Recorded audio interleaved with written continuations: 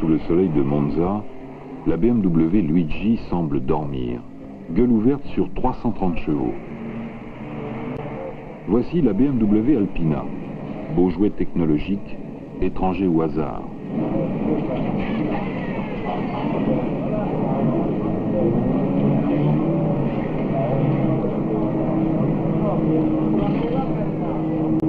Derek Bell rôde autour de la Jaguar 12 cylindres dont les 550 chevaux le rassurent et l'inquiètent.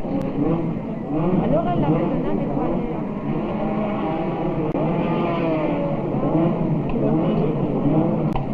Œil brillant dans l'ombre, Luigi accorde son moteur pour un concerto furieux. La BMW Alpina pose dans ses multiples couches de peinture. Face au manager de Leyland, entouré de ses 25 bonshommes et de ses camions géants, face au commando Alpina, la bande à Luigi se réchauffe autour du patron.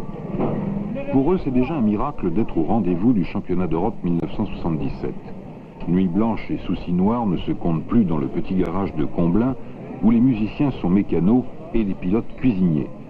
Dans cette guerre des clans où des moyens, des mentalités si différentes s'affrontent, qui va gagner ?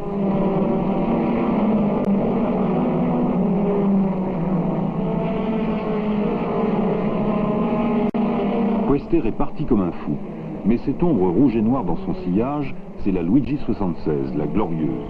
Facchetti le renard attend son heure. Monza est prêt à exploser, mais où sont les Jaguars? Elles ne passent plus. L'huile de leur carter a des absences regrettables dans les chicanes. La belle affiche n'a pas tenu une heure. Personne n'était prêt. Et pour Quester comme pour Ansval, sur la BMW Luigi version 77, le verdict est un piston troué et une mauvaise note en préparation.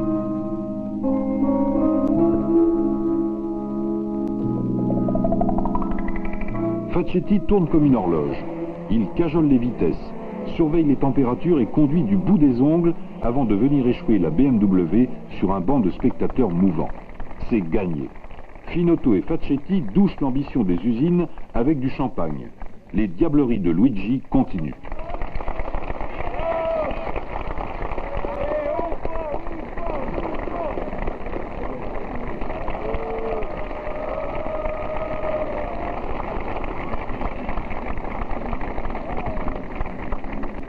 Brno, seule course qui passe à l'Est. 200 000 spectateurs l'attendent. Brno révolte ou fascine, mais les autos sont là, et il faut les conduire, même si, comme Dieudonné, les pilotes en mesurent les risques. C'est un circuit fait de routes qui sont utilisées tous les jours. La route est bosselée, ce qui fait que la voiture saute très fort. Les voitures évoluent dans un décor naturel. Il est bordé d'arbres, il est bordé de maisons. C'est le genre de circuit où on ne peut pas se permettre un accident sans qu'il ait des conséquences très graves. Je pense que la plupart des pilotes de Grand Prix ou de Formule 2 refusent d'ailleurs de courir sur ce genre de circuit maintenant. La Jaguar danse dans les glissières, l'Alpina rivée dans son dos. L'autre Jag referme le sandwich et les Luigi mangent le croûton.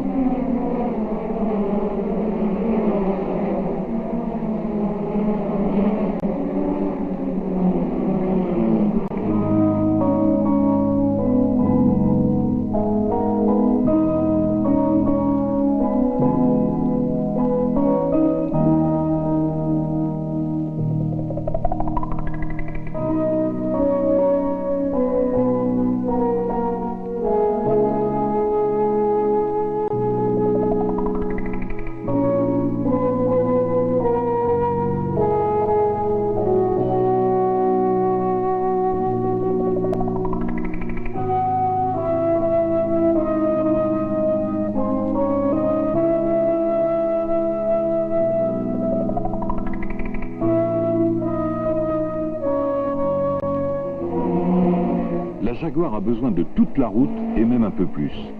Fitzpatrick va rouler sur des débris et exploser un pneu. La tache verte de l'Alpina ne jaillit plus dans les bouquets de figurants.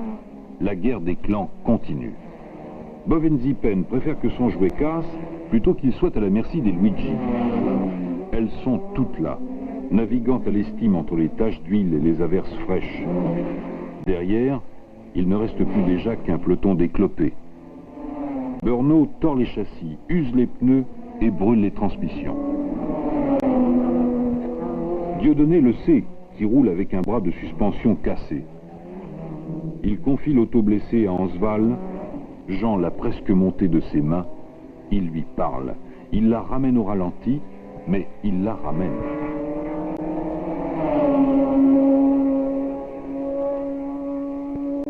Facchetti, lui, n'a pas besoin de jouer les infirmiers. Le rôle du vainqueur l'attend.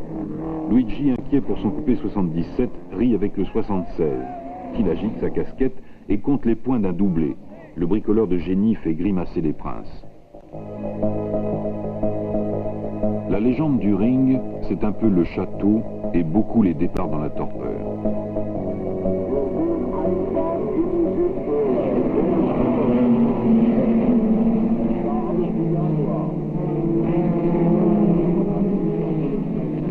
Devant ces calandres méchantes, il y a 170 virages masqués, changeants. Le ring casse les hommes. C'est ici que se construisent les épopées ou les déroutes. Fitzpatrick s'est enfui comme un voleur avant que sa pression d'huile ne s'enfuit aussi. Quester n'a pas le temps de ricaner. Il est bien trop occupé à glisser le plus vite possible entre les mâchoires de la forêt.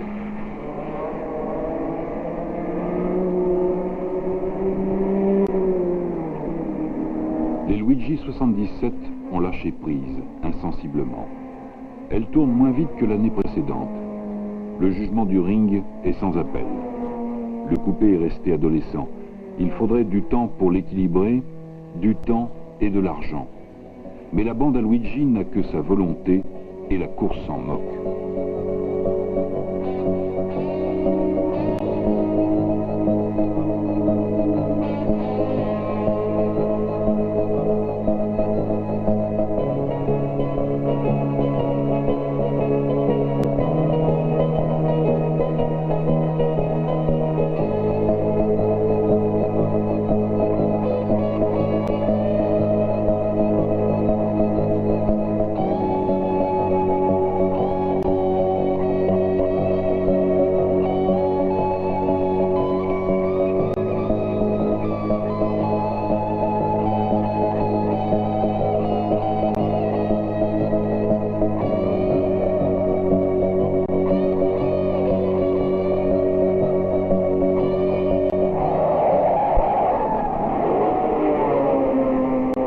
Chaque virage du ring a une histoire et une personnalité à lui.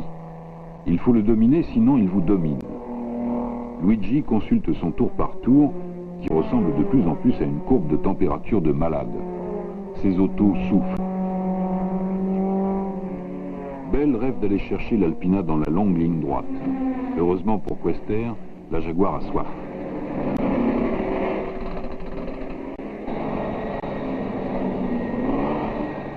Dieudonné sait que cette partie se joue sans lui et rien ne désaltère sa déception.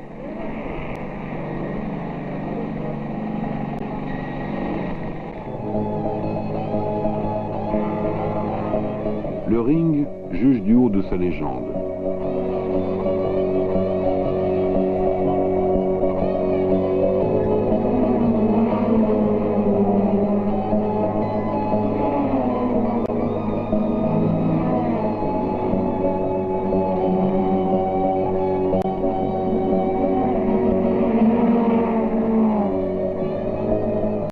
Le destin a changé de cap et la machine de guerre Alpina est en marche.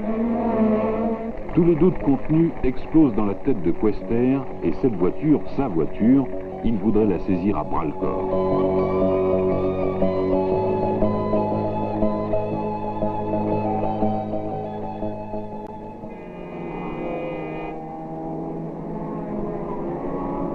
Pour les pilotes, Zandvoort sous la pluie, c'est un régal et un casse-tête.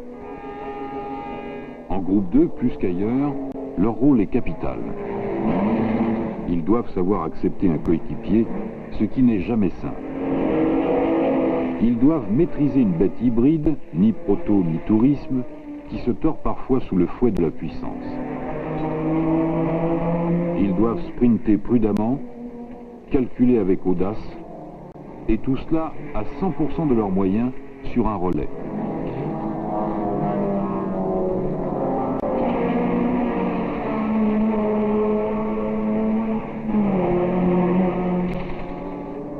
sont fortunés ou pauvres, amateurs ou pros. Il y a des cabots, des équipiers modèles, des fondus et de grands pilotes. Et suivant qu'ils trahissent ou se subliment, la victoire coule dans des mains différentes.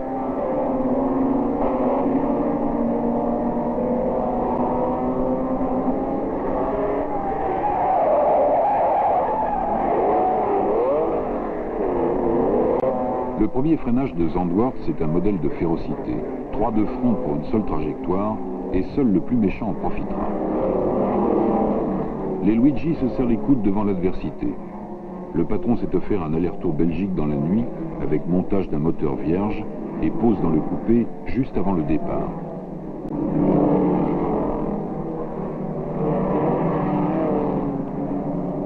Pour eux, finir serait déjà une victoire.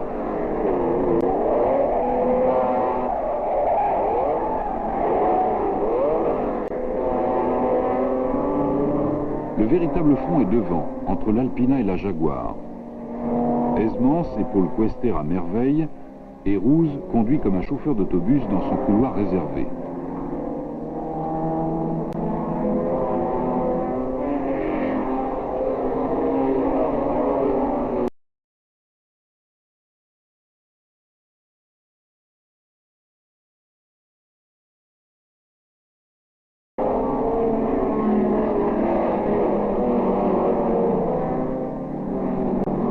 Esmans tire les ficelles de son métier et passe en tête, mais la Jag est là, à ricaner dans son rétro.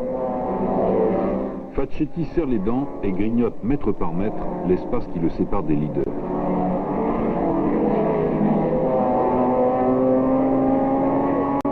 Esmans réussit à desserrer l'étau et à prendre 10 mètres. Alors Rouse se fâche et lâche 500 chevaux sur l'asphalte pour recoller. C'est fou, c'est trop beau. La Jaguar doit rentrer au stand, sa carburation à la fièvre, et elle repartira convalescente. L'Alpina voudrait souffler, mais Facchetti continue à détricoter le temps entre eux. L'Allemand tremble et respire. L'Italien explose à la chicane. Heureusement pour Luigi, Dieudonné se place en conduisant sur des œufs, et ses poings sont du miel sur la fatigue du patron. Quand on est allé au fond de la mine, la tristesse est un luxe qu'on sait se refuser.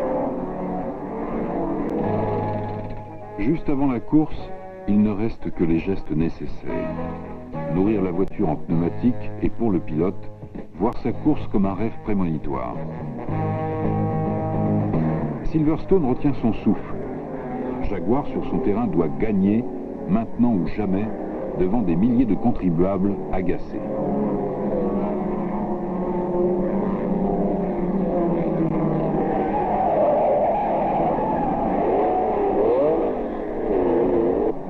Tout feu allumé, les 12 cylindres s'affolent. Elles s'enferment dans les chicanes, tanguent et gémissent en laissant échapper des poignées de secondes. L'Alpina est avec eux comme une sangsue obsédante.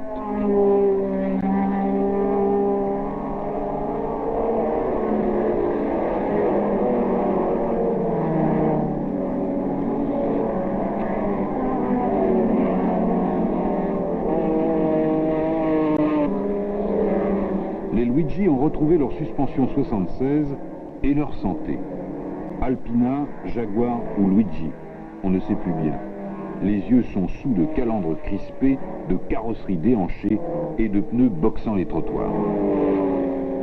Dieudonné perd 60 secondes pour être passé tout droit à la chicane. Rouse compte les 23 secondes qui le séparent de Quester et de la victoire. Il s'énerve et sort à Abbey Curve. L'autre Jaguar dort déjà dans l'herbe, arbre de roue cassé. Ralph Broad pleure, trop, c'est trop.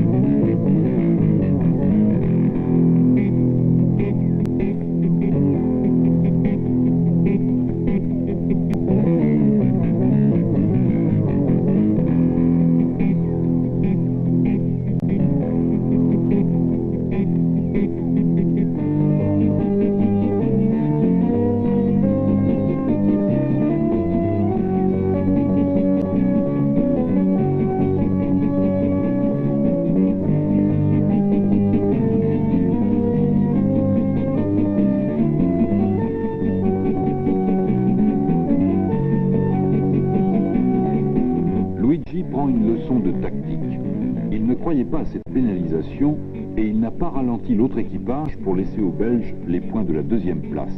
Ces points-là manqueront plus tard. Bovenzippen triomphe, son beau monstre est le meilleur. Le championnat est en train d'échapper à Luigi pour des riens et on pressent que l'ambition des Jaguars ne se relèvera pas du final raté de Silverstone.